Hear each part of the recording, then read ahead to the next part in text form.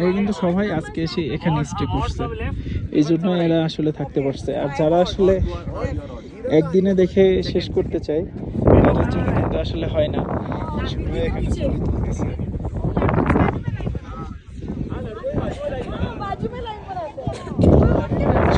আসলে অসাধারণ।